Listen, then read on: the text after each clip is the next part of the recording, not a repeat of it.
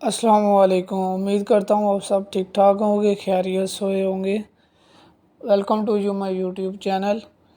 आज मैं आपको बताना चाह रहा हूँ कि फायर होस रील और होस बॉक्स और इंक्लूडिंग फायर एक्सटिंग्विशर कैसे आपने बॉक्स के अंदर रखने हैं।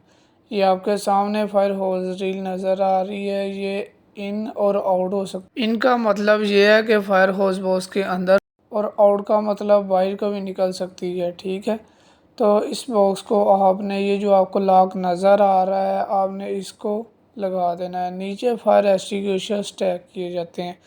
ये अगेन आपकी ही गाइडेंस के लिए मैं लगाई गई है। होज रील के नीचे ये जो आपको पीतल की नोज़ल नज़र आ रही है, इसे ब्रांच नोज़ल कहते हैं। और ये होज पाइप है, इसके साथ मेल कपलिंग और फीमेल कपलिंग लगती है। साथ में आपके फिर फायर एक्सटिंग्विशर लगा हुआ है। इधर भी ऐसे ही है, सेम।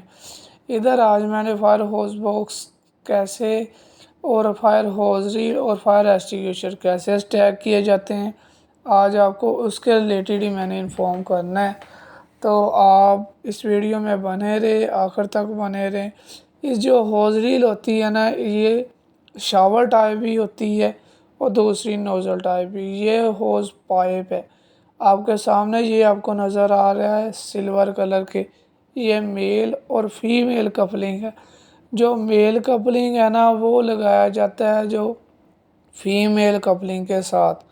ठीक है, फायर हाइड्रेंट का जो वॉल आपको कल मैंने बताया था, उसके अंदर जो लगाया जाता है मेल कपलिंग लगाया जाता है। जो हाइड्रेंट के साथ लगा होता है वो फीमेल कपलिंग होता है। और ये आपके साथ ही ये अटैच नोज़ल है होज पाइप के साथ। जो इसका सब फर्स्ट वाली साइड है वो होज फायर हाइड्रेंट के वॉल के साथ अटैच होगी, और ये नोज़ल से पानी आपका निकलेगा तो आप फायर को कंट्रोल कर सकते हैं।